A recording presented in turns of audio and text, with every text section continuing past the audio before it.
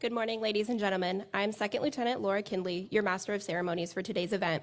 Today, the men and women of the Air Force Test Center pay special tribute to Brigadier General Matthew W. Higer for 29 years, 6 months, and 4 days of distinguished active duty service. The presiding official for today's ceremony is Major General Evan C. Durteen, Commander, Air Force Test Center. Ladies and gentlemen, please stand for the arrival of the official party, the posting of the colors by Blue Eagles Honor Guard, the singing of our national anthem by Miss Rachel Bradshaw, and remain standing for the invocation by Chaplain Captain Jay Clark.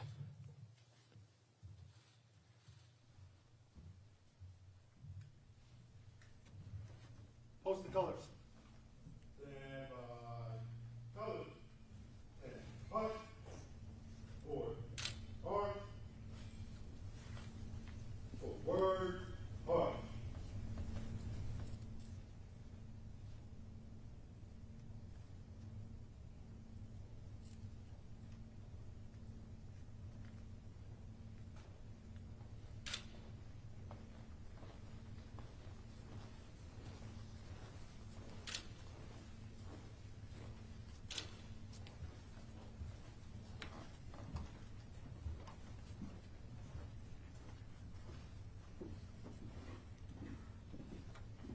Colors.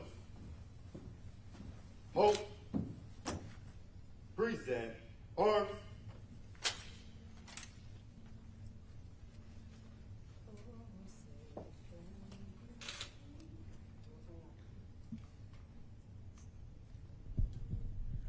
Oh, say, can you see by the dawn's early light what so proudly we hailed at the twilight's last gleaming, whose broad stripes and bright stars through the perilous fights o'er the ramparts we watched were so gallantly streaming, and the rocket's red glare, the bombs bursting in air, gave proof through the night that our flag was still there.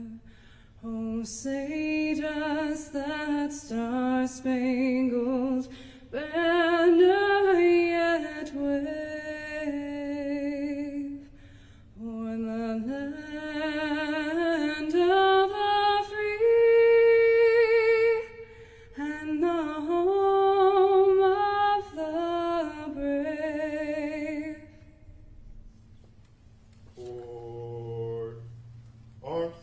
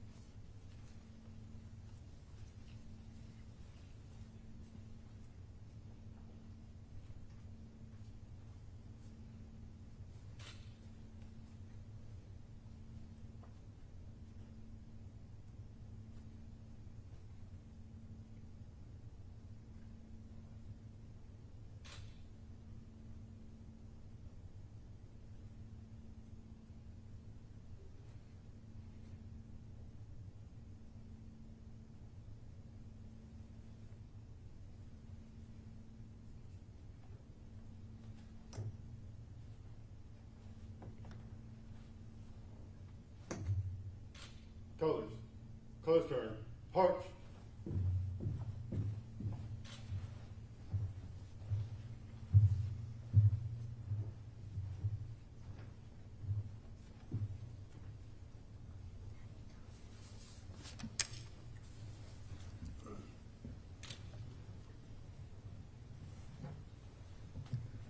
Good morning to you all.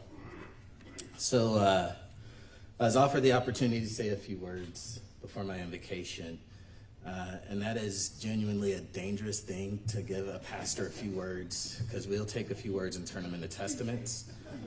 But Yeah, we'll keep them short, sir. Brigadier General Higer, Leslie, Alex, and Zev, personally, the Clark crew owes you a huge debt of gratitude for your continued support, for your genuine concern, and for your much-needed care for us. Thank you genuinely isn't enough. And I would imagine about now, because we're streaming this, there's a bunch of folks that are giving heart emojis and thumbs up and all that sort of thing, right? All these positive vibes. And so we join in that great cloud of witnesses that we don't see today and say, thank you and good job.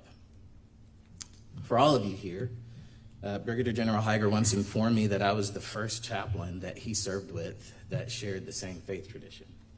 And because this day honors him and his family, I'm going to offer our invocation today in our shared faith tradition. Okay. So would you join me? In the name of the Father, the Son, and the Holy Spirit. Almighty God, today is a day that indeed you've made, and we rejoice and we're glad in it. We rejoice today because we live in peace because of the work of women and men who offer themselves in service to you and to our country. Today we're glad that one such of your servants is making this step into civilian life. In one of his most known teachings, Jesus stated that the peacekeepers are blessed and will be called children of God. So, mighty God, I submit to you today that your child, Brigadier General Matthew Higer, has offered his life work to promoting a peace which you would be proud of. He's lived into the calling which you prescribed, and the accolades that we're told about today will prove that well. So may he find peace in this next season of life. We all know that few of us are capable to live into any calling without the support of family around us. So I ask blessings of peace for his wingmen, for life, Leslie, especially as they're developing their next gen Higers, Alex and Zev. Lord, for their home, may they find rest and peace in ways that they wouldn't understand. May a minute of rest feel like an hour and a moment of strife feel like a second. And may they continue to be beacons of your light. Today, as we celebrate Team Higer, may they hear even faintly those words we all long to hear from you one day. Well done, good and faithful servant. And for all of us today, the Lord bless and keep you. The Lord make his face shine upon you and be gracious to you. The Lord lift up his countenance to you and give you peace. And the blessing of God, Father, Son, and Holy Spirit be with you and remain with you always.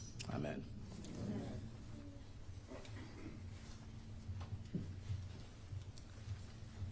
Thank you, Chaplain Clark, Ms. Bradshaw, and the Blue Eagles Honor Guard. Ladies and gentlemen, please be seated. At this time, I'd like to introduce Brigadier General Higer's family members and special guests. Please hold your applause until everyone has been introduced. Brigadier General Higer's wife, Leslie, their children, Alex and Zev, and their Australian shepherds, Sky and Sassy. Mother-in-law, Mrs. Barbara Carter from Knightstown, Indiana. Father, Honorable Nathan Higer, and spouse, Mrs. Kay Higer from Las Vegas, Nevada. Brother, Mr. David Higer, and joining us virtually, his fiancée, Miss Alessandra Schneider from Dallas, Texas. Brother, Colonel Jesse Higer, United States Air Force Reserve, and joining us virtually, his spouse, Mrs. Tasha Higer from St. Louis, Missouri. Joining us virtually, Brigadier General Higer's nieces, nephews, aunts, uncles, and cousins from across the globe. And lastly, joining us in spirit today are Brigadier General Higer's father-in-law, Mr. Barry Carter, and Brigadier General Higer's mother, Miss Beth Hemmer. Ladies and gentlemen, a round of applause for Brigadier General Higer's family and special guests.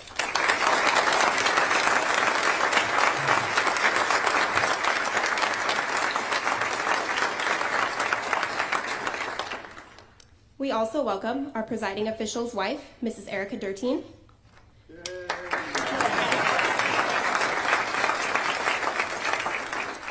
Representing California's 34th Assembly District, Assemblyman Tom Lackey. Representing the City of Lancaster, Councilmember Miss Lauren Hughes Leslie. From the Office of Congressman Kevin McCarthy, Constituent Services Representative Miss Catherine McKeon. From the Office of Congressman Mike Garcia, Constituent Services Representative Miss Christine Ward. From the Office of California State Senator Scott Wilk, Field Representative Mr. Jack Danielson. From the Office of California State Senator Shannon Grove, Field Representative Mr. Dominic Hayden, and from the Office of Assemblyman Juan Carrillo, Field Representative Mr. Juan Blanco.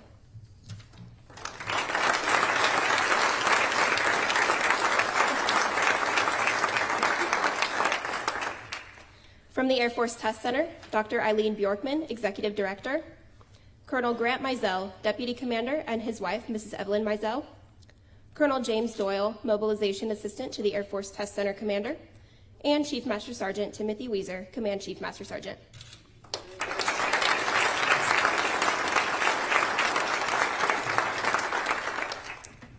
From the 412th Test Wing, Colonel Douglas Wicker, Commander, Colonel Matthew Caspers, Deputy Commander, and his wife, Mrs. Sally Caspers, Mr. Daniel Osborne, Senior Technical Director, and his wife, Mrs. Kathy Osborne. Joining us virtually, Colonel Christopher Manning, Individual Mobilization Assistant to the 412th Test Wing Commander, and Chief Master Sergeant Justin Stolzfus, Command Chief Master Sergeant, and his wife, Mrs. Jessica Stolzfus.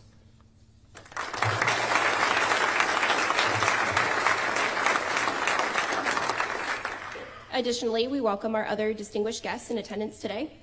Brigadier General Kevin Rothy, Mobilization Assistant to the 11th Air Force Commander. Brigadier General John Teicher, United States Air Force, retired. Mr. Glenn Graham, Director, Safety and Mission Assurance, NASA Armstrong Flight Research Center, and his wife, Mrs. Allison Graham. And Mr. Troy Asher, Director, Flight Operations, NASA Armstrong Flight Research Center.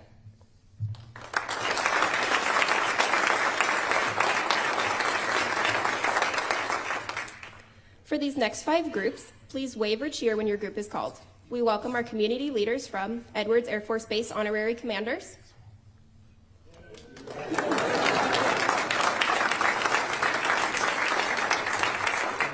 Air Force Material Command Community Liaison Program,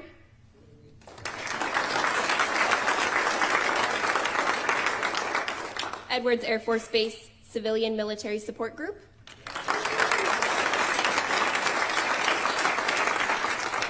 Air Force Association William J. Pete Knight, Chapter 294.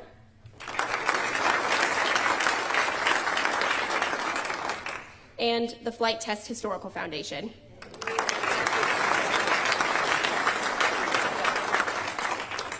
And to all commanders, directors, chiefs, first sergeants, and Brigadier General Higer's friends and colleagues, welcome and thank you for joining us today.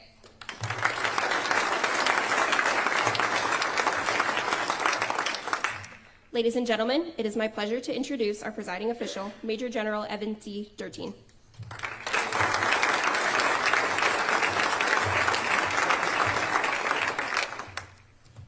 All right, good morning, everyone. Thanks so much for joining us here. It's just awesome to see the turnout, to have so many family and friends here, all the community leaders and engagement, family and friends of the Higer family, everyone online. Thank you so much for joining us. And just to see, all the familiar faces and also people from the past that have traveled in. I think we have people from Hawaii today, a future senator from, a future U.S. senator from the great state of Maryland, potentially in the audience today. So just to appreciate everyone taking the time as we send off not only General Higer, but also an awesome family that has done an amazing contribution to our nation, and hopefully we'll have a chance to highlight them today. So before I go too far, obviously a great venue here, a lot of work behind the scenes. I know the folks behind me have been working this for a while, the video crew, for Rachel for that amazing national anthem and our honor guard. Let's give them all a round of applause.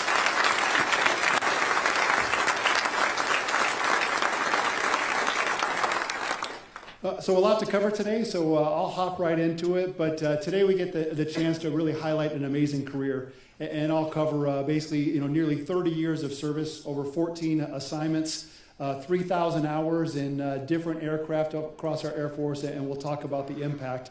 But really here we're here to celebrate an amazing family. Because while Matt was doing that, Leslie had a career of her own. And Leslie was in the military with a nearly 21-year career doing logistics. And while I'm going to focus on Matt today, if you tried to draw up how they pulled off this overlapping career, I would be here for a grease board for hours of the logistics of how they did. But Leslie had 8 or 9 different assignments, everything from Red Horse, Rapid Civil Engineering, supporting Special Operations Command down in Hurlburt, jobs in the Pentagon, jobs in Germany, deployments to Turkey and Saudi Arabia, 2 tours in Korea. And it's just amazing the sacrifice that this family made to support our nation and go to what they believed in. And also raised 2 awesome children. So Alex and Zev, it's awesome to have you here today. And I know we say, military members join the military, but the entire family serves. And this family is no more of an example of that to an entire family that has served and been through the logistics. So through this, to Alex and Zev and Leslie and Matt, thank you for what you've done in advance, and we'll kind of hit the highlights here as we go through because there's no way to cover everything. So I always like to start in the beginning. Why do individuals join the military? And I think the first thing it is just to recognize the parents. Because obviously the integrity, the character, and this desire to serve a nation usually comes from the parents, and we're honored to have some here in person and in spirit today. So I'd like to give Leslie and Matt's parents a round of applause. So thank you so much.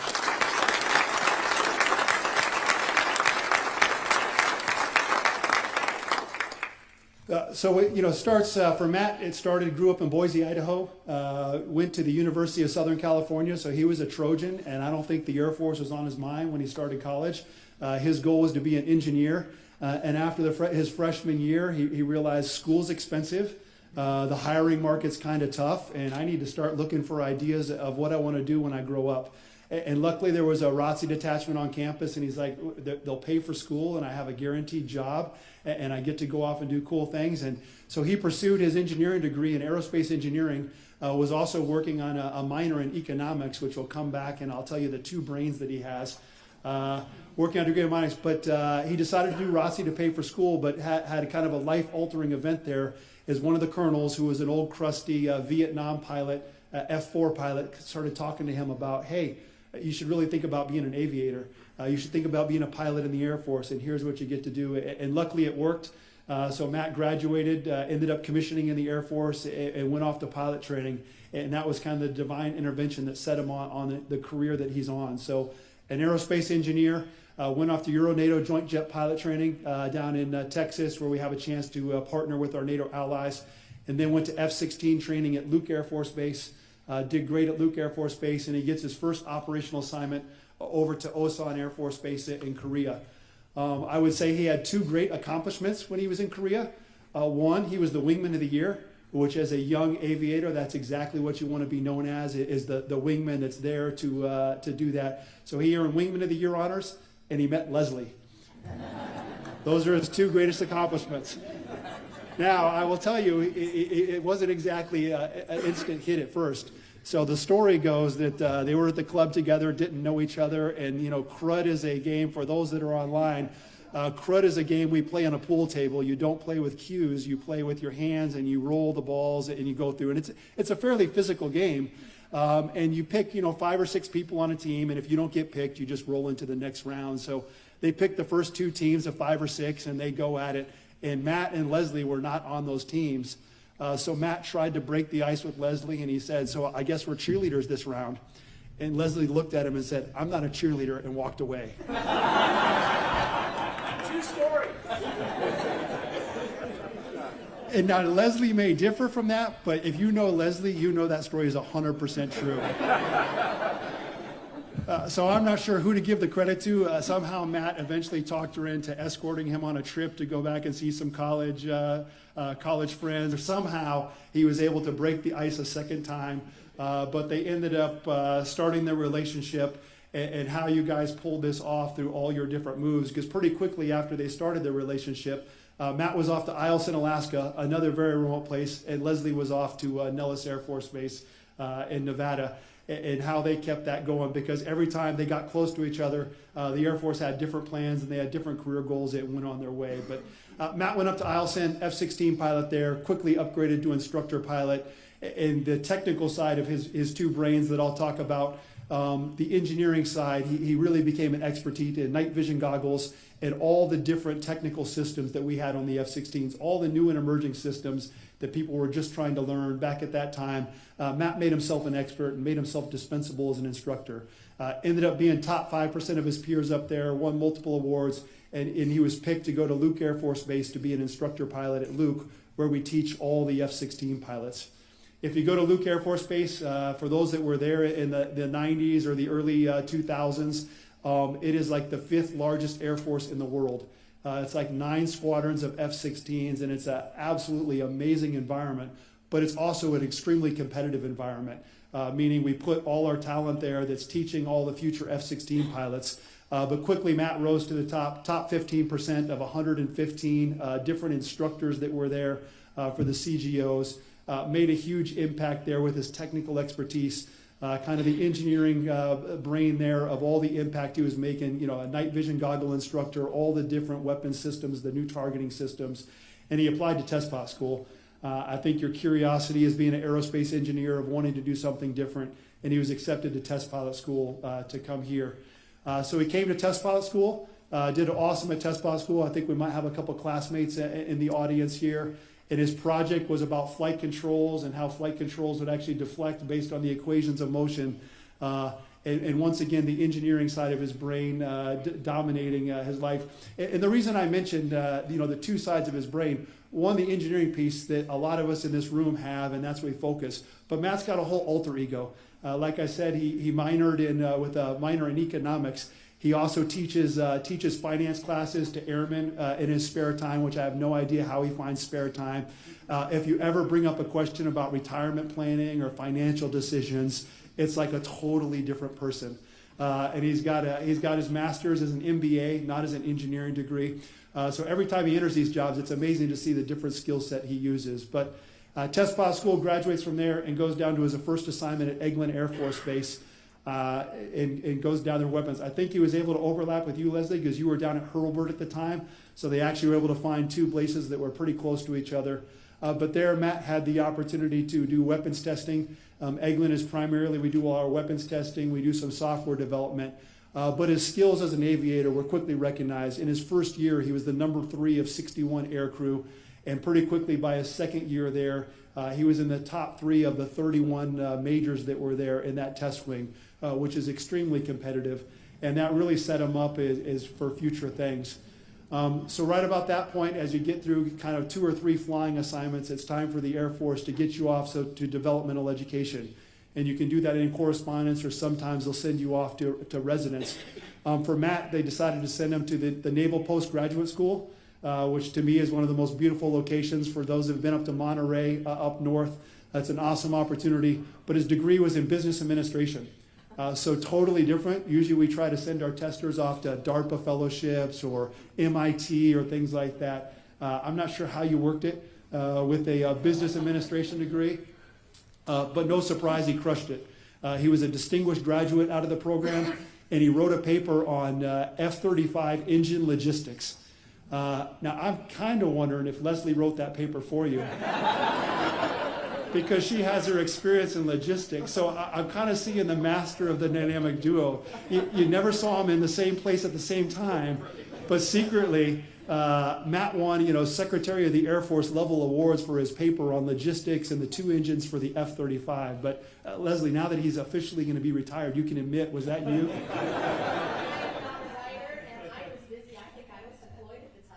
Yeah, probably so. So he wrote the paper there, recognized, no surprise, but it used the other side of the brain that I talk about. And you'll see when he becomes a wing commander, and I'll talk a little bit about that. So just he takes 2 different perspectives on every problem he's given and comes up with a solution that's absolutely brilliant because of these 2 different brains he has there. So from there, it was time to do some staff broadening. We can't let you fly your entire career and just do fly. You need to learn more about the Air Force and the broadening and the staff process. And if you'll notice, all his moves, he tends to go back and forth across the country. So he went from, Korea to Alaska, here to test pilot school after Luke, and then down to Florida, back to Monterey, California. So it's only fitting that the Air Force sent him off to the Joint Program Office for the F-35, which is in Washington, D.C. It's one of our toughest staff assignments.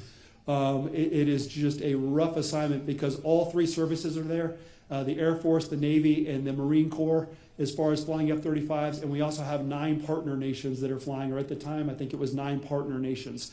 So you can imagine when you're trying to make a decision for the F-35 and you have all those stakeholders that you have to address, and the economics and the program management decisions, and also just the technical decisions, it was perfect for Matt. He had the MBA side brain, and he had the engineering brain to go in there and make an impact. And instantly started helping the F-35 focus on modernization, helped drive the test enterprise to do our support for the F-35. Pretty quickly, in his first year, was number 3 of 63 action officers, and then ended up being number 1 of 18 joint majors in that office. So absolutely impressive that he had the opportunity to do that. Gave him some good broadening before we pulled him back to flying. Here's where our careers overlapped a little bit as well. He went off to support a classified assignment. I won't talk too much about the details of that, but he was the operations officer to basically do support flying and also classified research. And the research that he was helped supporting and the small team that he was helping lead there basically developed things that are being incorporated to aircraft right now, like the B-21, future aircraft like the NGAD. You're not an overnight success. You know, they always say it takes 10 years to become an overnight success. I would say in aviation it probably takes 20 years, and that early work is done in secret, and it takes a lot of work behind the scenes, and that's what Matt and his team were doing. So he did operations officer for a year, he did safety officer for a year, and then he came back as the commander of that organization. And like I said, well, I can't go into the details. It was about a $2.2 billion program to ensure our nation has the technology it needs in aviation to stay one step ahead of the adversaries. And Matt and the team absolutely crushed it. I think they were the AFMC test team 2 years in a row just because of what they did. And Matt got across, did the finish line of Squadron Command. And for many of the commanders that are sitting in here, you go, hey, I'm done with Squadron Command, and you want to take a big, deep breath and kind of take a break. And we usually try to put them up with a little bit job that has a less of a pace. We gave Matt a week. We gave him that job for about a week and said, hey, there you go. And then unfortunately we had to remove a squadron commander that was not meeting our standards. And we asked Matt to go in there and do a third year of command to lead something that was absolutely 180 degrees out from what he was doing with flying. It was more in the electronic warfare and things like that realm. And Matt, in a 1 year time period, absolutely turned that squadron around, raised it to a whole new level, and that squadron is in a different place today due to Matt's leadership. So did an awesome job there. Actually had a chance to overlap again. There was a quick overlap there. And then Matt was off to school again after doing the years kind of in the classified world to go to school. Once again, for senior developmental education, same opportunities. You can do it by correspondence. We send some folks in residence. But what we try to do is rig the system a little bit. For our sister service schools like the Army or the Navy, we try to send our sharpest because we want to intimidate the other services. And we want to let them know, we'll either send, giant people that they think like everyone in the Air Force is, super tall, or we'll send super smart people like Matt. And that will just intimidate them that everyone in the Air Force is super smart. And sending them to the Army was even more of a joke because I won't make too many Army jokes. I might offend someone, but apparently he didn't rub them the wrong way because he was a distinguished graduate out of there, won awards for his thesis again, and this took the economic side of his brain, or the economic other brain that he has, because I'm convinced he has two full brains. He wrote a paper on communicating the national DoD budget, and basically our strategy for how we should communicate that to the American people, how we should communicate that to Congress. And really an important thing, because I don't think a lot of folks understand what the defense budget does, how much it invests back into the S&T in America, and all the different things it does. Leslie, I'm not sure if you played a part in this paper too, but congrats on another award-winning paper. So this was about the same time that Leslie's career was wrapping up. We had a chance to work together. She was my inspector general before she went off and retired, and we sent her off to join Matt in Pennsylvania. But then they began the part of their career where I think the time they've been married, they've only had the same mailing address for about 50% of the time. But you were able to join him in Pennsylvania, and then pretty quickly Matt came back to the Air Force Test Center as he was the 96th Test Wing Vice down at Eglin Air Force Base. So once again, moving to another corner of the country, and Matt was able to go down there and be the Vice Wing Commander. For those of you not familiar with Eglin Air Force Base, similar complex mission set as we have here at Edwards Air Force Base, but it's the largest Air Force installation. Not only is there the 96th Test Wing on base, there's 8 other wing or wing equivalent organizations. And as the vice commander, we called it kind of the vice squad. The vices really get together and solve all the tough issues. And that was no change when Matt was there for the 2 years of just constant issues, whether it was Army or the Navy or the Air Force units. Everyone wanted different things, resources, and trying to do everything for everyone was extremely complex. And Matt did an awesome job there. 2 years as the vice. I think we were, basically I was walking in the door right as you were walking out the door. The one thing I remember is, I think we had about 3 weeks of overlap. And Matt was doing his out processing. We had already kind of brought in that there was going to be a gap for the vice commander. And Matt was in the office for the final day. And the same day, the McKinley Climatic Lab caught on fire. And the thing, I mean, smoke was burning. You could see it for miles. We thought the whole place was going to burn down. And normally it would be the vice commander that would be like the person that steps in and runs the kick. And Matt's just like, I'm on the road. And so I was there trying to, single-handedly pull it, calling phone a friend, anybody help. But we would not have responded to that crisis had it not been for all the work, the exercise that Matt had done with the hurricane preparation and everything. The team knocked it out of the park. Looking back at it, we didn't even need Matt there as a vice because the team already knew what they were going to do because Matt. Ultimately, we got the fire out. The climatic lab's fine. It wasn't as bad, but it looked pretty funny. The one funny story about that I do remember, because Matt was standing right there as we were walking out. As soon as I heard about it, I'm like, all right, first step, tell your boss. And so I, walked back to my office and I sent an email to the boss and I said, hey, sir, the climatic lab's on fire. The team's responding. We're working it.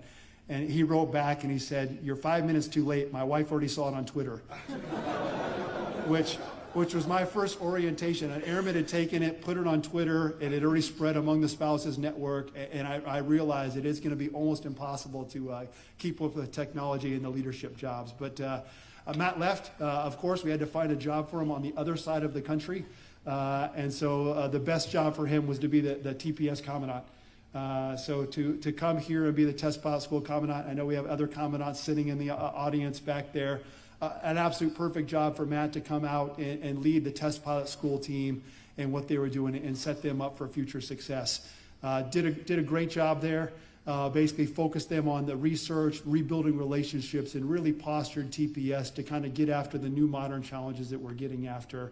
And then he was selected to go back to a classified organization and lead that from the overall commander of the entire organization.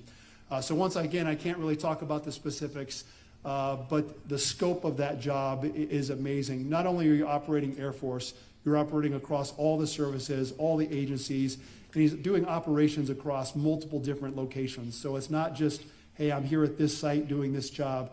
He was supporting operations at multiple different locations and really took the opportunity to focus that organization on the future.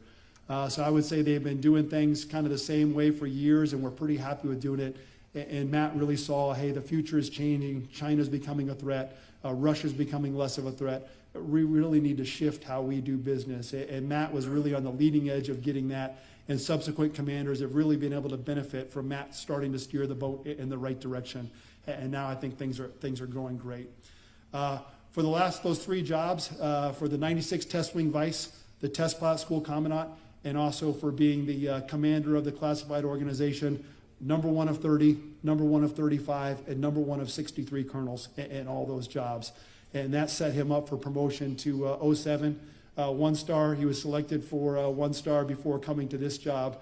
And being the final job as the 412 Test Wing Commander, I think Matt would say both sides. 1, it was probably his most rewarding job of his career, and 2, it was probably the toughest job of his career. Would that be correct? Yeah.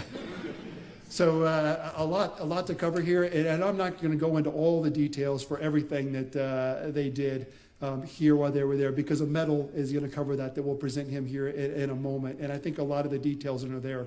But when you look at the scope and the responsibility and everything that's happened over the past 3.5 years, first of all, 3.5 or 3 years, 7 months, I think is what it finally turned out to be, is a long time to be wing commander. Excuse me. Add that to the fact that he was the Test Pilot School Commandant, he was the commander of a classified organization, and he came here for 3.7 years. That's basically 6-7 years straight in command. That's an extremely high demand on him, on Leslie, on Alex and Zev.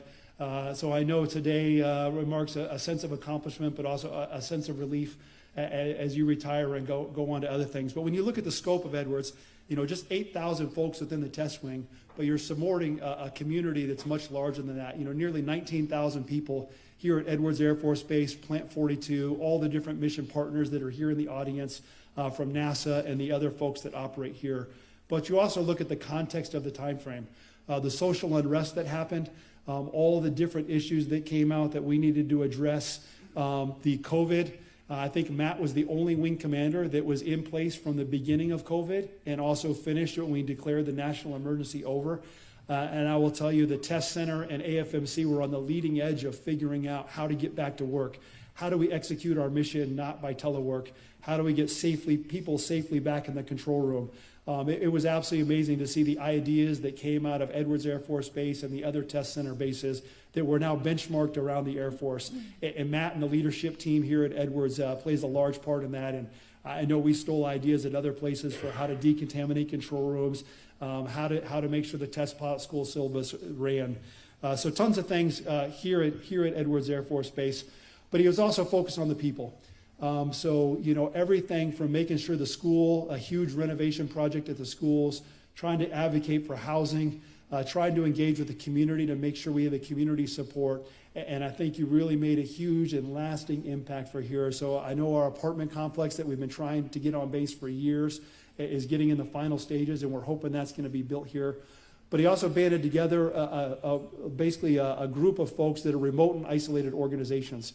So we have remote and isolated bases around the military that are just bases that are really are not that close and have unique remote and isolated challenges. And banding them together to kind of have a single voice to where they can go to the Secretary of Defense and say, hey, we need additional investments in our school, or we need an additional investment in our services squadron to try to provide things for family, or our CDCs or things like that. So I think your legacy there for what you provided there will be absolutely amazing. For what you did, for all those things. So I'll cover the rest of the medals. Bottom line, in 15 minutes or less to try to summarize what I would say is 50 years of service to the nation between Matt's 30 and Leslie's 20, probably over 50 years.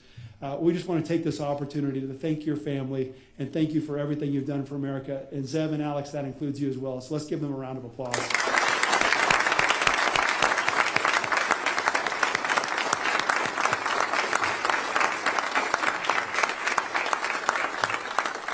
So as we look forward, I'll have a little part here at the end. We'll talk about Matt and Leslie's future, but I think if you look forward and you just look at what's happening at Edwards Air Force Base right now, of all the modernization that's going on for the Air Force. We have a B-21 on the ramp, which is the future. We have the T-7. We're upgrading the F-35s right now. We're probably doing the largest B-52 modernization in history with new radars, new cockpits, new engines, new weapons. The foundation for that was built over the past 3.5 years with Matt here, and now under Colonel Wickard, I know the 412 team is going to absolutely crush it. So first, as part of the next step here, I want to take time and recognize all his accomplishments with the presentation of the medal, and then we'll get into the retirement portion, which will have a couple more comments. Back to you.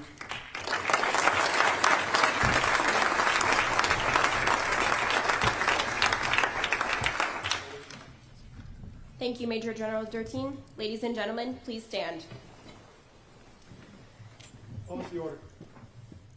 The President of the United States of America awards the Distinguished Service Medal to Brigadier General Matthew Ward Higer for exceptionally meritorious service in a duty of great responsibility. General Higer distinguished himself as Commander, 412 Test Wing, Air Force Test Center, Air Force Material Command, Edwards Air Force Base, California, from 5 February 2020 to 18 August 2023.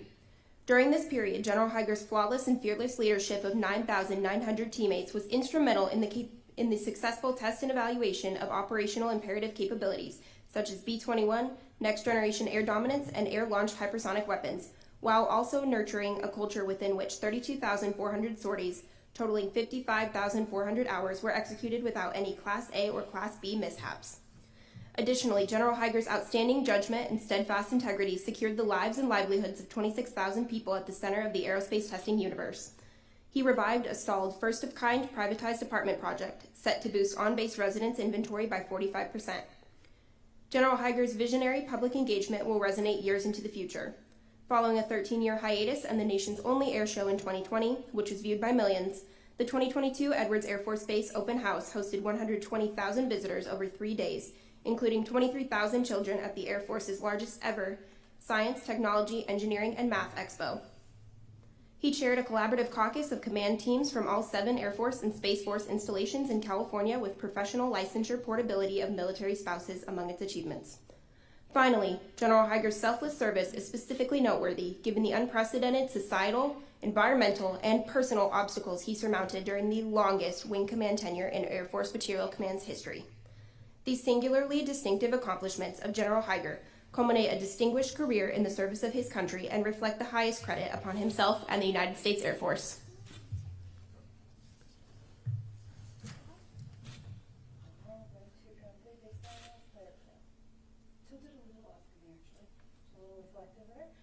One, two, and three. That's it. All right.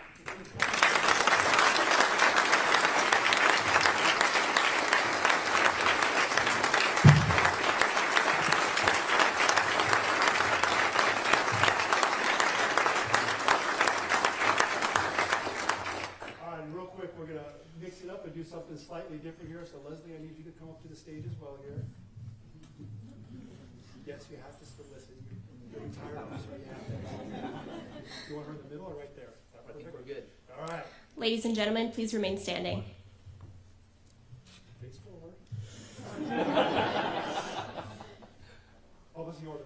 Attention to orders. Special order number Alpha Charlie 011080, dated 1 May 2014. Lieutenant Colonel Leslie E. Higer is relieved from active duty, organization, and station of assignment, retired effective 1 December 2014, per Air Force Instruction 36-3203 in the grade of Lieutenant Colonel, by order of the Secretary of the Air Force. Give her a round of applause.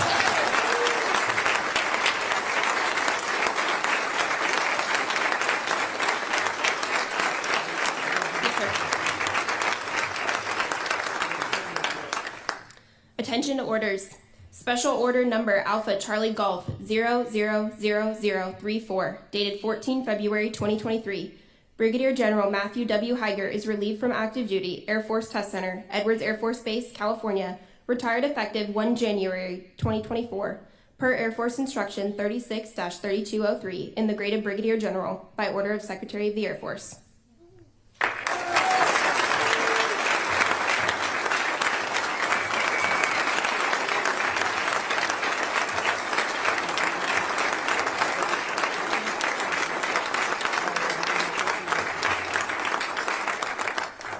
Ladies and gentlemen, please be seated. Major General Durteen will now present the retirement certificates to Brigadier General Higer and Lieutenant Colonel Higer.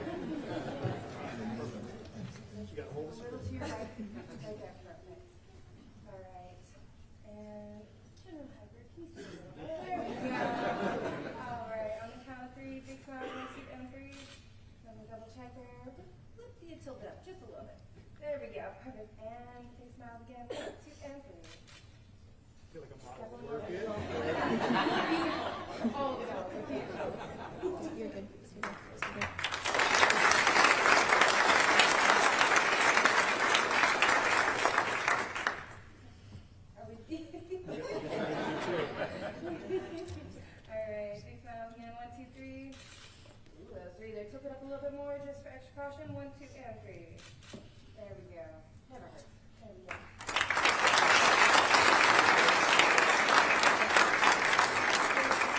Yeah, we'll get one picture of them together real quick. And then I'll do some background explanation here. Step a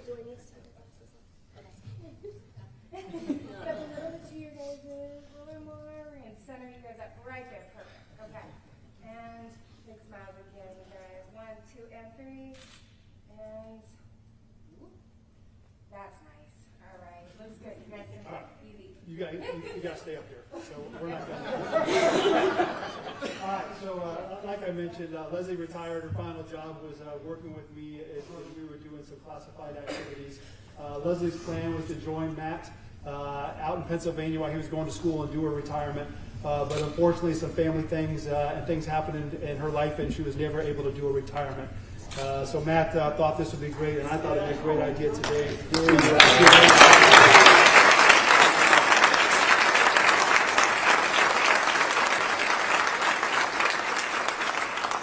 So just a couple things, and we'll get on with the ceremonies. So first of all, I didn't highlight in the remarks of everything we did. If you just hear it and did their accomplishments of what Matt and Leslie did as a team, it would exceed the bar and exceed the standard we don't expect. As most of you know, Matt had a tremendous health issue during his time in command. When you're battling cancer and also running a test wing and doing both at the same time and do that, and that's a challenge for the entire family. They were geographically separated. Leslie was still living in Las Vegas. He was here, and just the support and seeing you guys rally as a family through that, seeing the test wing rally as a family. To get you through that and get you across the finish line and see how much better you look and feel today, and just the smile on your face is a huge accomplishment. So congrats for that.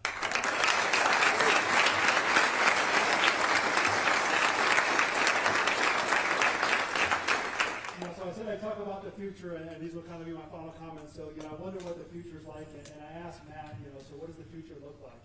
And he gave me four things. He said a beard, a beard, a tattoo, and a PhD in economics. And then he said probably 2 of those 4. So I think we'll see what actually happens, but we're excited to see what both of them do. But at some of these ceremonies in the past, I do predict trouble in the future because he's a retired general officer, and he's going to be at the house, and we know who the boss of the house is. He's usually pretty good about doing what Leslie says. We all know exactly when Leslie says do something, get it done. But one day he's going to be tired, he's not going to be thinking, and he's going to make some offhanded comment. I used to be a retired general. I think I know the right answer. And that's when the fight's going to begin. And so I'm going to try to today, with the powers I have left before we send them off the stage, to just solve this argument well in advance. So if we could swap spaces, and while we have the camera person here, we're going to promote Leslie to Major General.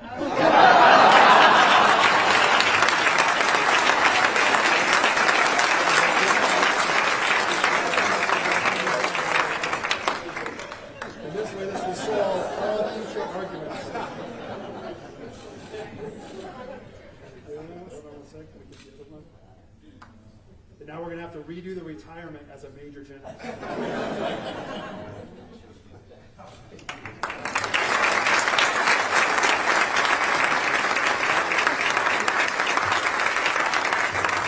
Since everyone's here, that's official. So, you have to listen to it. All right, sorry if you couldn't hear me on live stream, but we just promoted Leslie to Major General, so she's in charge. All right, we'll carry on with the ceremony here. Yes, sir. The retirement certificates presented to Lieutenant Colonel Higer and Brigadier General Higer read the following. To all who shall see these presents, greeting. This is to certify that Lieutenant Colonel Leslie Elizabeth Higer, having served faithfully and honorably, was retired from the United States Air Force on the 1st day of December, 2014. To all who shall see these presents, greeting. This is to certify that Brigadier General Matthew Ward Higer, having served faithfully and honorably, was retired from the United States Air Force on the 1st day of January, 2024. At this time, I'd like to invite Alex and Zev to the stage.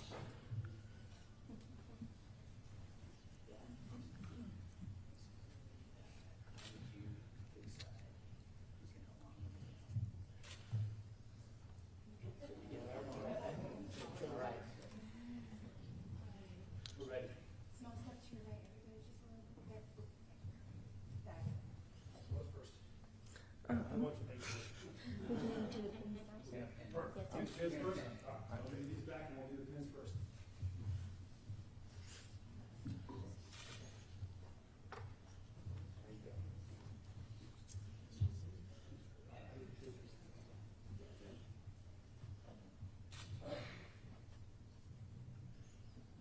So it's Leslie's service dress.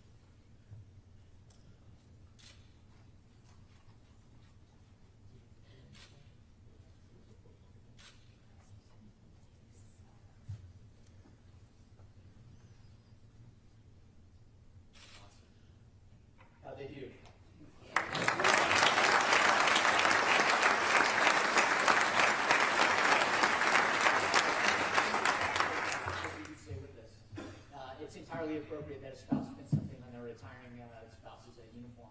I've got this for Leslie to pin on mine today. As a second lieutenant wannabe, as a cadet, I wore my... It is only appropriate that a spouse pin something on their uniform. As a second lieutenant wannabe, I carried my butter bars in my cover my senior year as a cadet. They couldn't be seen by anybody, but I knew they were there. This pin I have carried in my flight cap as a general officer since I got that phone call from a doctor that I never wanted. So Leslie, if you would do me the honor of pinning this on my lapel today so the world can see what this is and what we've accomplished.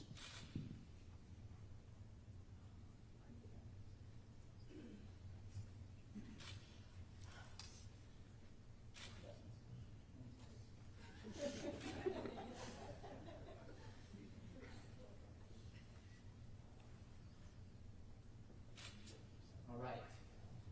Thank you.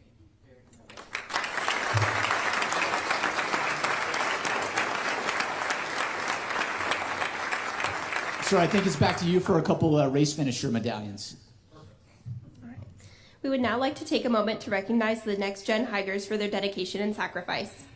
Today, Alex and Zev Higer are being presented with medallions in recognition of their sacrifice and support of their parents' service to United States Air Force. They read, Alex, May 2009 to December 2023, presented for inspirational support of, selfless service to, and sacrifice for the nation. Zev, March 2012 to December 2023, presented for inspirational support of, selfless service to, and sacrifice for the nation.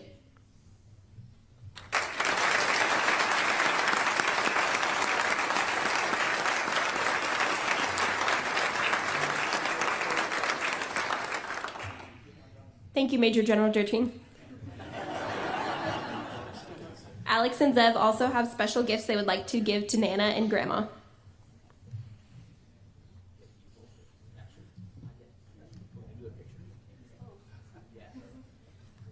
If you get a Christmas card that looks like this,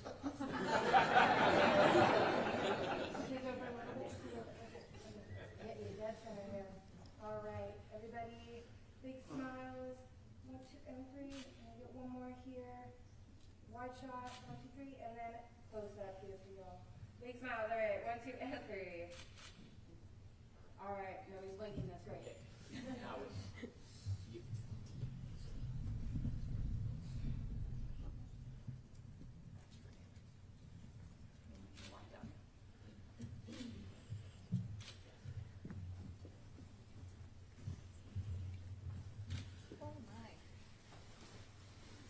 For Nana and Grandma.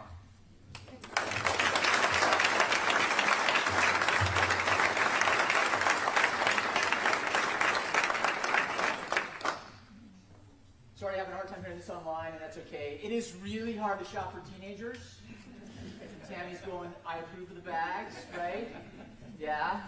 I'll let the kids open during the ceremony at an appropriate point and show you what's in here. You're awesome. Thanks for finishing the marathon with us. I could not be more proud of both of you.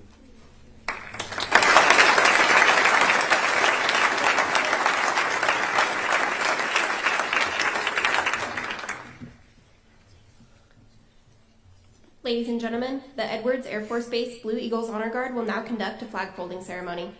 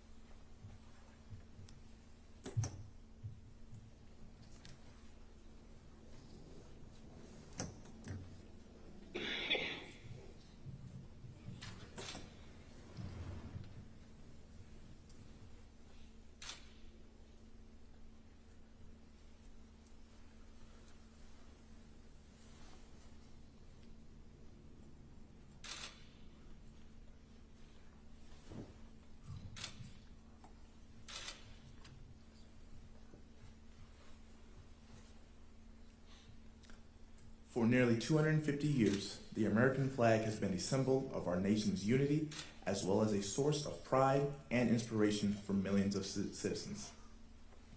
Born on June 14, 1777, the Second Continental Congress determined that the flag of the United States be 13 stripes, alternating between 7 red and 6 white, and that the Union be 13 stars, white in a blue field representing a new constellation. Between 1777 and 1960, the shape of the design of the flag has evolved into the flag you see presented before you today. The 13 horizontal stripes represent the 13 original colonies, while the stars represent the 50 states of the Union. The colors of the flag are symbolic as well. Red symbolizes hardiness and valor. White signifies purity and innocence, and the blue represents vigilance, perseverance, and justice. Traditionally, the symbol of liberty, the American flag has carried the message of freedom and inspired Americans both home and abroad. In 1814, Francis Scott Key was so moved at seeing the stars and stripes waving after the British shelling of Baltimore Fort McHenry that he wrote the words to the Star-Spangled Banner. In 1892, the flag inspired Francis to write the Pledge of Allegiance and our most famous flag salute and patriotic oath. In 1969, the American flag was flown in space when Neil Armstrong planted it on the surface of the moon.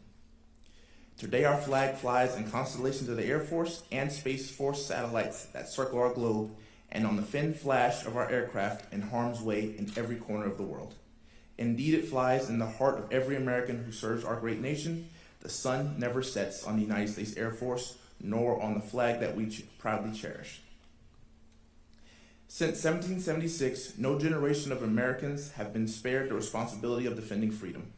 Today's airmen remain committed to preserving the freedom that others won for us for generations to come. By displaying the flag and giving it a distinctive fold, we show respect to the flag and express our gratitude for those individuals who fought and continue to fight for freedom, at home and abroad, and their loved ones. Since the dawn of the 20th century, airmen have proudly flown the American flag in every major conflict on the lands and skies around the world. It is their responsibility, our responsibility, to continue to protect and reserve the rights, privileges, and freedoms that we Americans enjoy today. The United States flag represents who we are. It stands for the freedoms we share and the pride and patriotism we feel for our country. We cherish its legacy as a beacon of hope to one and all. Long may it wave.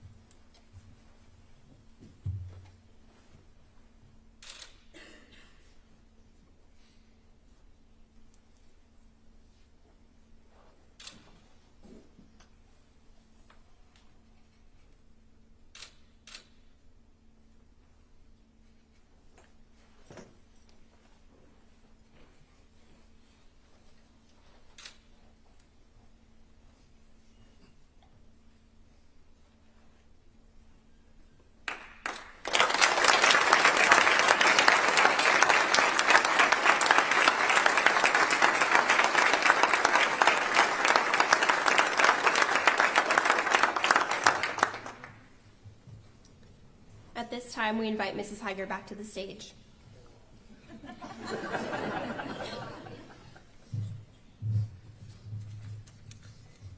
Mrs. Higer has gifted Brigadier General Higer a brick paver from the Flight Test Historical Foundation.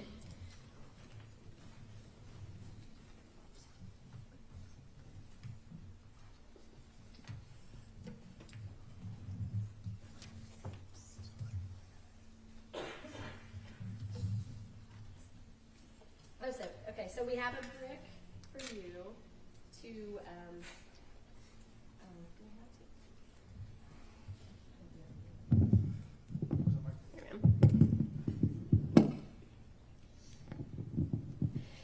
we have a brick that is going to be out for the Flight Test Historical Foundation at the new museum.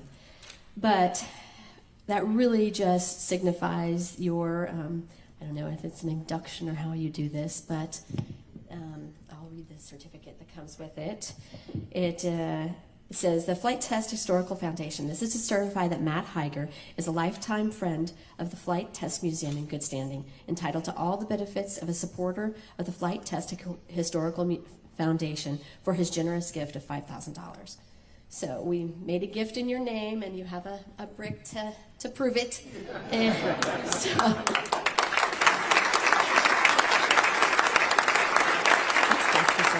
this is the full picture.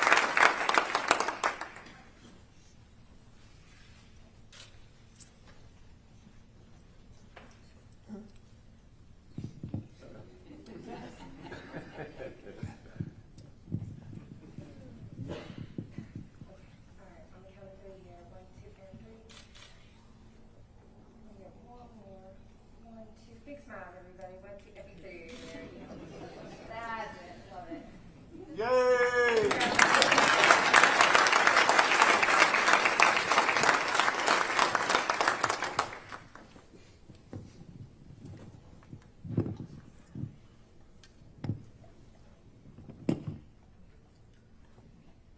Ladies and gentlemen, I present to you Brigadier General Matthew W. Higer, United States Air Force, retired.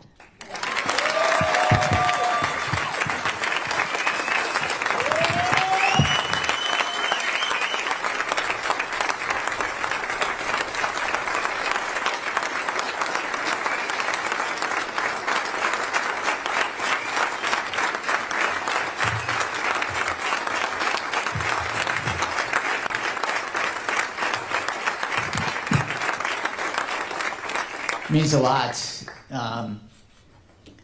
So when General Durkin and I started talking about how to handle a couple of those events, he did not bother to tell me I was going to be the junior ranking officer again in my house. But I'm used to that. So yes, sir, and literally too at multiple times. Wow. So you are going to receive thoughts that I've been matriculating around in both sides of my brain for a while. I hope you get through them quickly and get out your pencil mark for the tallies, and we'll talk about what those are later. Recently, I was standing in completely civilian attire outside of Lowe's with one of my two favorite Big Scouts, in air quotes. It's Alex and Zev are my favorite Big Scouts. And I don't recall which one it was, while they were selling popcorn. And no, they're not doing any sales here today, so don't ask. Out of the store walks a former Army member, as evidenced by the regalia occupying most of the surface area, like literally the entire surface area of his jacket and his hat. Clearly, this guy is a loud and proud U.S. Army veteran. This Army vet, as I recall, purchased a bag of trails and popcorn from the scout and began walking towards his vehicle. As he departed the popcorn stand, as I do anytime I see someone that is clearly a military service member, I say, sir or ma'am, thank you for your service. So how do you think he responded? How do you think that Army veteran responded? Before I answer that question, I'm going to ask you to do a couple things. It is our faith tradition, right, Jay, to make people stand up and sit down and stand up and sit down a lot. So get ready, audience.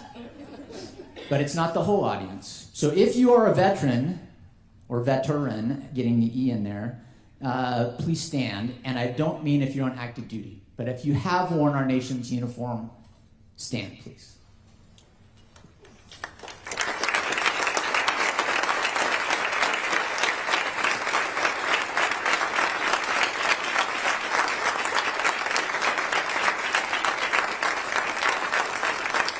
On behalf of a grateful nation, thank you to our service, to our nation.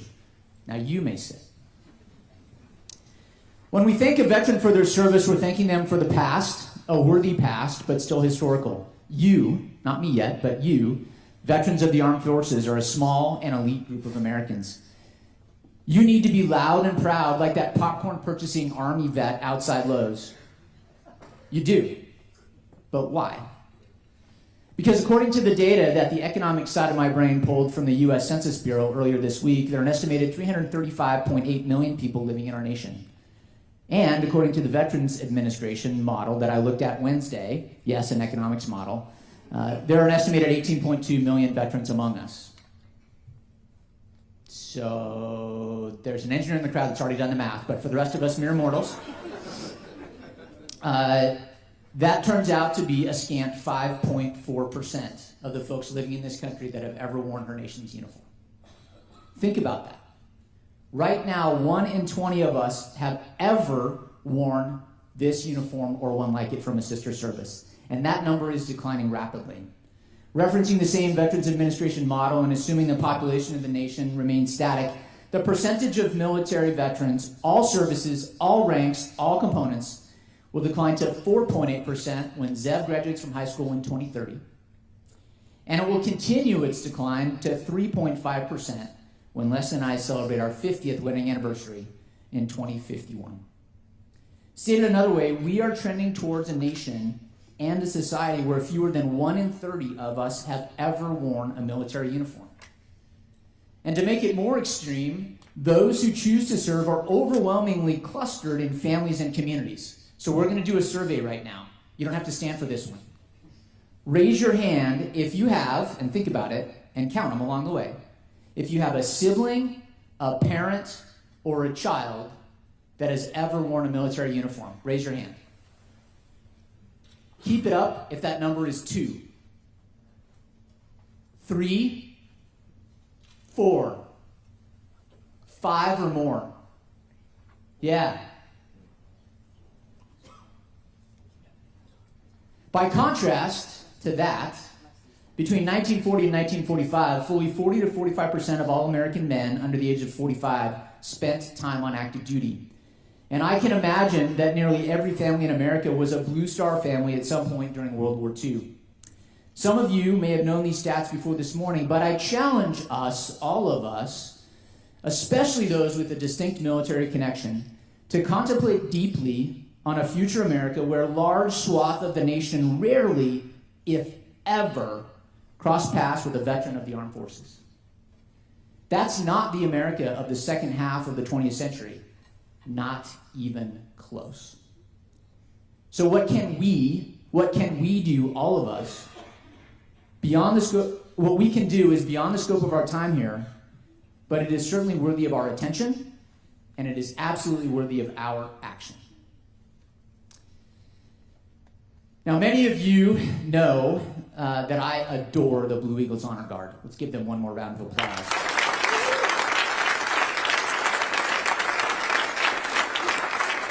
Some of you in the room and many of you watching online may not know that the primary mission of every Installation Honor Guard in America is not to perform at ceremonies like this. The primary mission of an honor guard is not to perform a flag-folding ceremony for the retiring member. Their primary mission is to pay final tribute to our comrades at their graveside and play that most sobering of our military musical heritage, taps. As a final honor to each and every citizen soldier, and I foot stomp citizen soldier. Every time I hear taps and every time I evidently think about taps, I remember and I feel it. For all of those military members that did not survive to be counted among the ranks of veterans, this Honor Guard tribute is even more important and more somber. Thank you, Blue Eagles Honor Guard, for taking this vital mission so seriously and for performing it so flawlessly. I am very proud of you and how you perform your mission on behalf of a grateful nation to families that desperately need to know we care.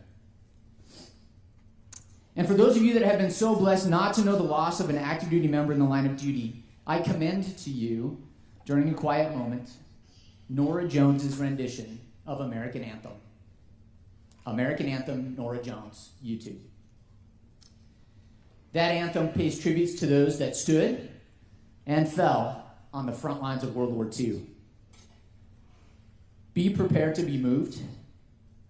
I am every time I watch it. Now, if you're on active duty or an active member of the reserves, the National Guard, anything else associated with the military, whether you're in uniform or not, it's your turn to stand. Come on.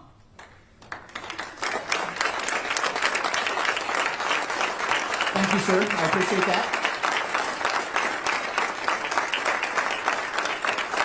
Ladies and gentlemen, thank you for your continuing commitment to stand in harm's way to defend our nation, her allies, and our national interests when called to do so, despite the potential risk of the ultimate sacrifice.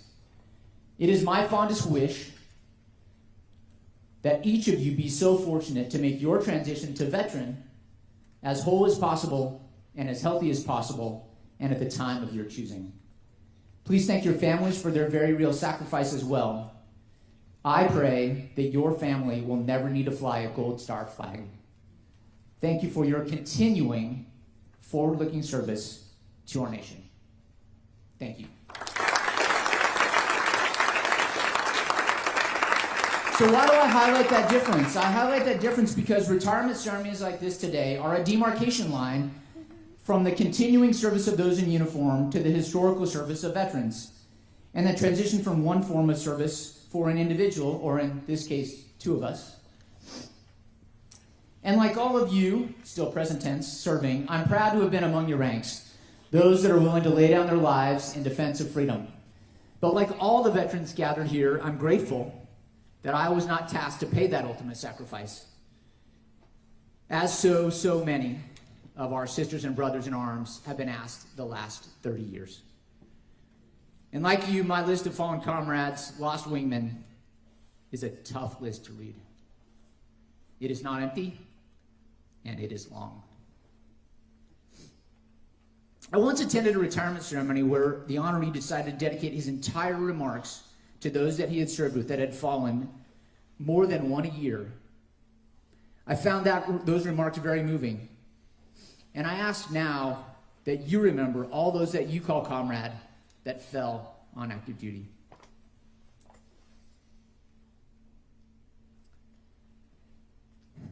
I'm going to be candid with you. I, as I'm sure many of you, have a touch of survivor's guilt. Chief, it's just a sonic boom. Dear power. I have a touch of survivor's guilt. However, I know that those dear friends of mine would want all of us to think of them fondly and then pivot quickly to embrace and enjoy and protect the blessings of liberty that they can no longer enjoy themselves. Another way to think about the demarcation line of a military retirement, so only a little less somber, I promise, is that, as I have joked about for a while, is that this is my promotion to Mr. That's a good-looking suit. Events like this are the completion of the return of this citizen shoulder to the citizenry as envisioned by our founders.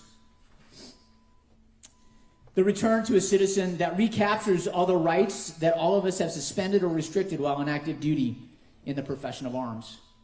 I also believe this ceremony, in addition to celebrating the return of a full complement of civil liberties, also marks the initiation of my responsibility to communicate broadly with our fellow American citizens about service. 94.6% of us today need to know what 5.4% of us have given 100% of Americans and many freedom-loving societies around the globe. And I know you're doing that with me. All right, it happened today, and it was horrible that I was right there at the stage, but I got asked so many times today and so many times in the last week or months, how you feeling, how you doing? Many, many times I've been asked, and usually it's, how do you feel? And the answer is really simple. I'm at peace. And I'm at peace for many reasons. I'm at peace with this transition out of uniform in large part due to my quiet and very, very personal faith with the Christian God, His Son, and the Holy Spirit. It is through this faith that I have a deep, deep bench of resilience, knowing that God helps those who help themselves, knowing that he doesn't give us something that we cannot handle with his help. And Lord knows, and so does Jay Clark, that I have been asked to use heaping portions of my faith-based resilience the last 4 years. I'm also at peace today in part due to my acceptance of my mortality and the realization many years ago that if you live each day and each moment with no regrets, no words left unsaid, and part from each person that is dear to you, like everyone in this room and watching online today, if you part from those people who are dear to you and you know that they know how much they mean to you, that adds tremendous peace to your life. Additionally, I'm at peace today because what I've heard consistently from each and every retiree that transitioned from active duty to veteran on their own terms had a very simple answer to the question that I always asked and I always wanted to know, and it was not, where is the Holy Grail? It was, how did you know it was time? And you know what they all said? Oh, you'll know. And I know. And it's time. And that's a wonderful and very comforting feeling today. But just because I'm at peace and I know it's time doesn't mean that this is easy or clearly unemotional. I had a deep desire to have my mom, Beth, attend my retirement. That wasn't possible. Many of you know that she lost her battle with cancer during the depths of the Delta turn Omicron waves of the pandemic that hit humanity like a double tsunami. Alex and Zeb, your courage to travel to Nebraska with me to see Grammy 2 years ago meant the world to her in her final days on earth. Mommy and I are so proud of both of you for being strong and compassionate your whole lives, but especially in extremely challenging times, like saying a final goodbye to your Grammy. Mom, thank you for blessing us with your sunflower sunshine spirit at each of the 14 assignments that Leslie and I have had since we first met at OSUN in 1997. And all of you heard from Lieutenant Kinley in the opening remarks that my father-in-law, Leslie's dad, Barry, a U.S. Navy veteran, Vietnam era, he's not physically with us on Earth today either. Granddaddy, as Alex and Zeb knew him, went west almost exactly 8 years ago today. Leslie, sweetheart, I know that you desperately wanted to have your retirement ceremony with your dad in attendance, and I'm so sorry we didn't make that happen. I hope you know, as your mom and I do, that he is extremely proud of you always, including as you stood on this stage with me a few minutes ago. We all miss you, Barry. We all miss you too, Mom. All right. The 2-star in my house said, Matt, no spouse stuff at the retirement. Did I accomplish that? There was no spouse stuff. Leslie, you made it clear to me that your intent for this ceremony today was to be focused on my career. I respect that. I respect you. Thank you for all you do for me and for the 6 of us. You know, and there's a whole bunch of people that can pay testimony to it as well, that much of the accomplishments General 13 read over the last 25 years are a direct result of you challenging me, partnering with me, although I wrote those papers.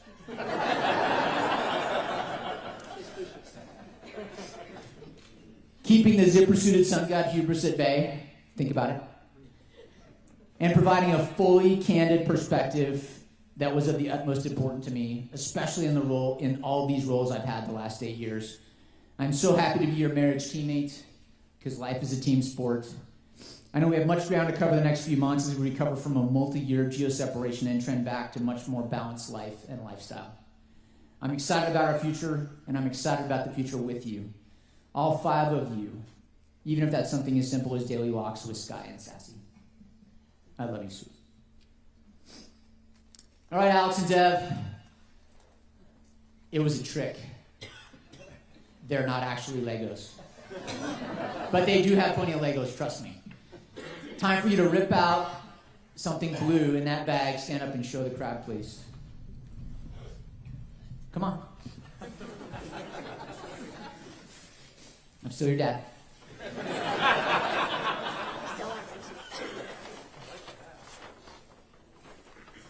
So no, come on, stand up. Come on, kind of like the flags earlier, right? Hold them up.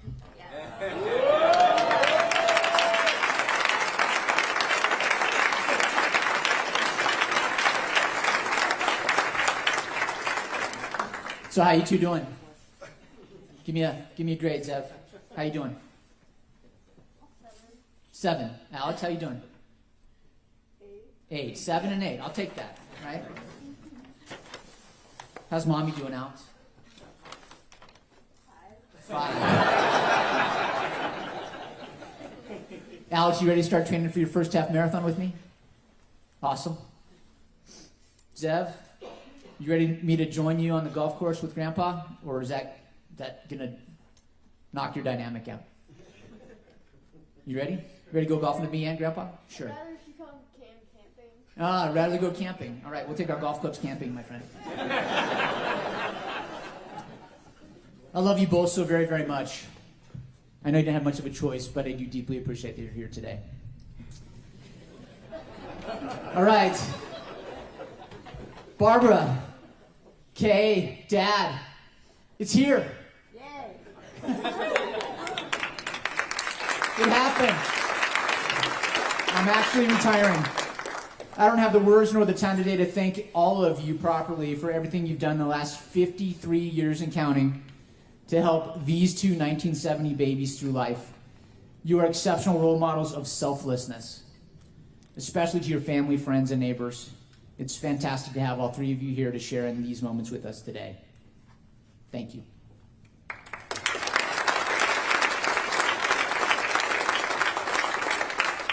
All right, Jesse, tag, you're it. Last Tiger in this generation in uniform. It's amazing to see what you've achieved after a short-sighted senior raider at Altus wrote you off as a major. Man, he was wrong, and you and I both knew it. Congratulations again, Colonel. Thanks for carving away the time to be here.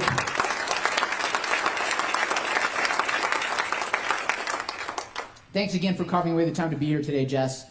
Please pass on our hugs to Tasha, Noah, Cameron, and Sophie. The twins need to spend a lot more time together. Dave, in an alternate universe, you're the Air Force General Officer, and I'm a professional engineer. Your tragically truncated active duty career provided me massive motivation during many of my large professional challenges and disappointments the last 28 years. My current professional peer group has nothing on you, Dave. Nothing. You also need to know that dozens, if not hundreds, of air crew have gained a sobering respect for the dangers inherent in ground training from your been there, done that, won the lottery experiences. I'm proud of you. Thanks for being here. And please pass on my best to Christina, Isabel, and yes, she's a grandpa, your granddaughter. And know how thrilled we are to have one more Alex Higer join the family in February. Congratulations, brother.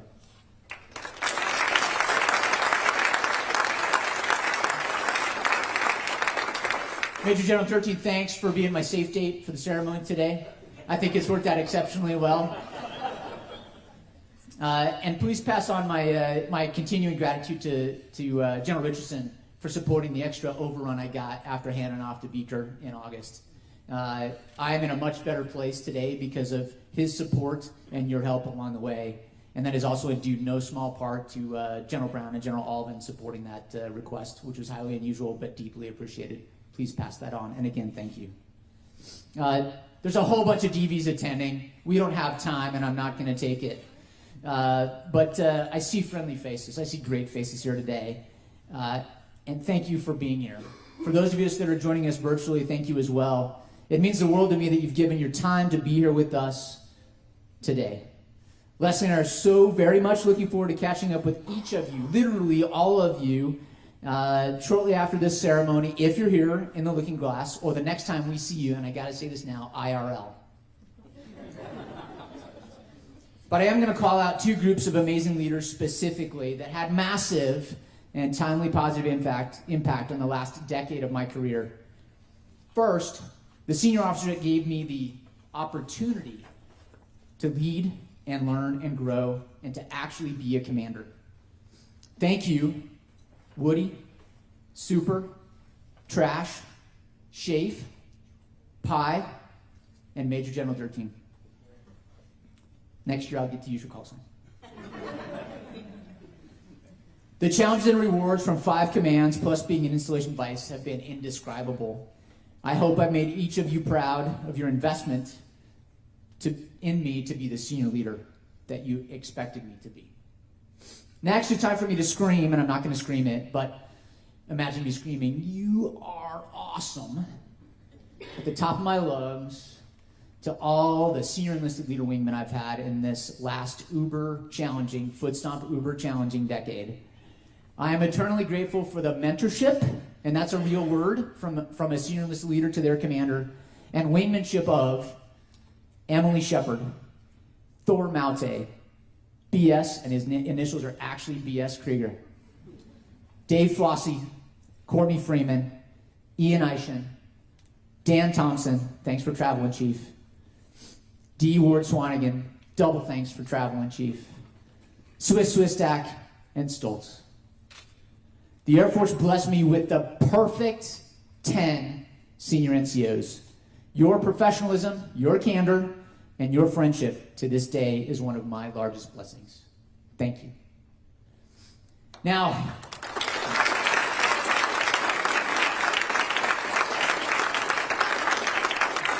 General Durkin already said it, but I'm going to double down on the thanks for those that made today happen. Rachel, I don't know how to describe what happens to me when you sing our nation's national anthem. I will try to give you an example of how powerful it is, not just from my testimony, but one of the many times I've heard Rachel sing that, and it was awesome, wasn't it? Yeah. I was standing at Show Center during the air show in October, and she's singing it while a senior jumps out of a perfectly good airplane, I don't understand that, and unfurls our colors. And to hear that voice with that flying moved me. But you know who else it moved? It moved that man right there. And later that day, he showed me a picture that he took while you were singing of that flag flying, and he said, "This, sir, is my new avatar." And Daniel, that's perfect. Rachel, your impact is massive, and I'm not just talking about what you do for our nation as an engineer. Thank you.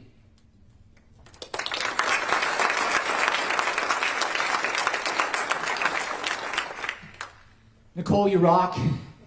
Where are you? You rock. I could go on and on and on. I won't, because you'll get mad at me, and so will Leslie. Mina, Brandon, great two-ship. You guys are doing wonderful things together. Thanks for getting me to the right place at the right time, always. Jay, I don't know what to say that hasn't already been said. You mean the world to me, and so does your family. Katie, only friends for life. Where's Katie the club? Katie. All right, she's working.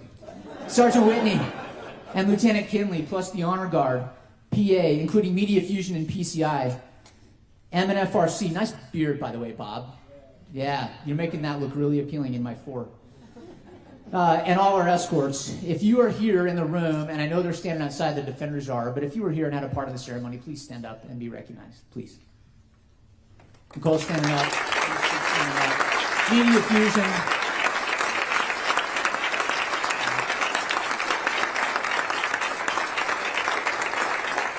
Thank you, thank you, thank you. I'm going to bypass the reading from the 4th verse of the Constitution, and I'm also not going to talk to you about what my goals were 25 years ago. But I do want to talk something about real quick looking forward. I also have been asked a few questions, as many of you, as you transition out of military service, get asked what you're going to do next. I've been receiving those inquiries for a decade, and there's lawyers in the room, so please, my dearest ethics advisors, know that I haven't entered any job searches or employment negotiations, especially for salary. I promise. But now that I have the opportunity to consider those options, I can tell you it's going to be really tough to compete for my time and attention. If you want me, You're up against two amazing Australian Shepherd pups. Those two really cool teens right there, and a pile of delayed gratification that our relationship, after 50 years and 10 months of active duty service, needs to recapture on a lot of that delay. And unless it fits into one or more of these three buckets, to be really blunt, I'm not even going to think twice about it. My buckets are titled Contribute, Inspire, and Serve. And as an example of how I plan to serve after departing active duty, I want to highlight to you two organizations that have my attention and should have your attention too. Raise your hand if you have been or are aircrew in any aircraft at any time in your life. Raise your hand. Okay. I encourage you to spend time consuming the Aces and Eights Foundation, www.aces, the word, and the word, the number 8s.org, Aces and Eights. I encourage you to peruse that website. Additionally, I implore you to take maximum advantage of all cancer screening opportunities available to you. We don't yet know why, but we certainly do know that there is a significant increase in the incidence rate of cancer, all cancers, for all aircrew, and you need to know what your risks are. And if you happen to be dealt a medical hand of 4 aces and an 8, as I did, your best bet is an early detect. And your second best bet after that is reaching out to those that have already been pulled through that eye of the needle, that is cancer treatment. These steps will likely save your life and preserve as much of your lifestyle as possible. Also, second organization, the entire Aerospace Valley community needs many more of us to participate in the efforts to complete Phase 1 of the construction of the Flight Test Museum at the West Gate. And just like the open house, it ain't about the airplanes. That museum is about the magic that will occur in the science, engineering, technology, and math outreach location and portion of the museum mission.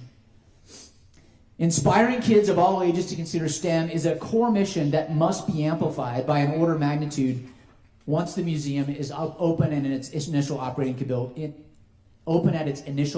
capability. Leslie, thank you for the donation in my name. And I throw down, folks, there's the gauntlet. Do it. I recommend you all visit flighttestmuseum.org to learn more about what they're doing and how you can potentially support and inspire future generations of loud and proud STEM geeks like that at the microphone in front of you today. Okay, full circle. So what did you think I would speak about today? China? Come on. Maybe it was the PRC or the CCP. Did you expect me to remind you of the American competitive advantages that light a path to victory in this great power competition, despite our being on the downside of a 1 billion person power play? Were you expecting, and this is for you, Sally, cannibalistic frogs and a slow boiling pot of water on stage? Yeah, were you? Yeah, she said for sure. If you were expecting any of those, I apologize to have let you down. Those all remain vital topics to me, and they are absolutely worth our attention, our efforts, our respect, and our commitment as individuals, as communities, as a society, and as a nation. I also want to know what the over-under was on my use of the phrase, the center of the aerospace testing universe. Because if you took the over, you lost your bet. You also lost your bet on the over for, because I can't say it long, right, Takata 2. You lost your over if you bet on the word compete. Or the word literally.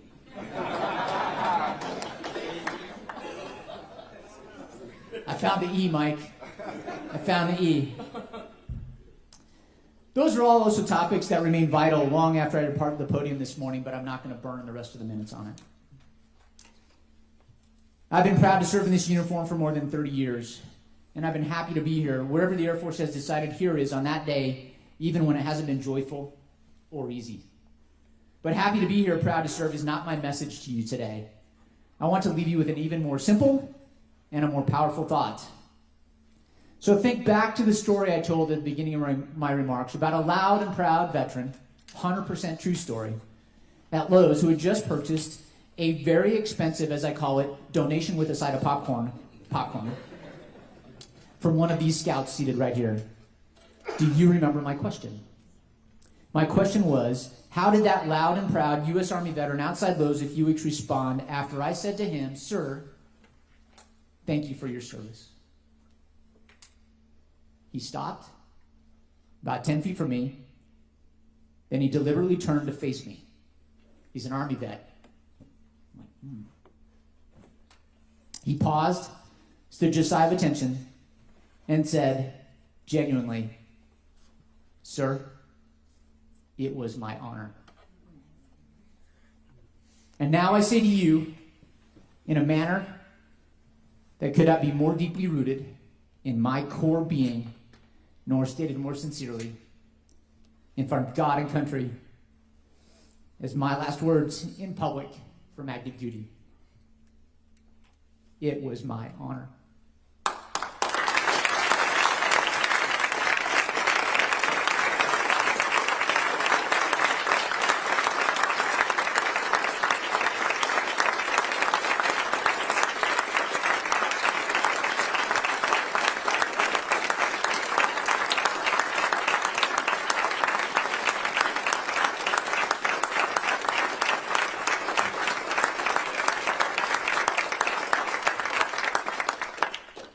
Thank you, Brigadier General Higer.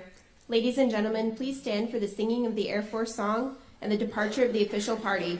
We ask that you allow the official party a moment to rejoin their families and depart the auditorium before exiting your seats.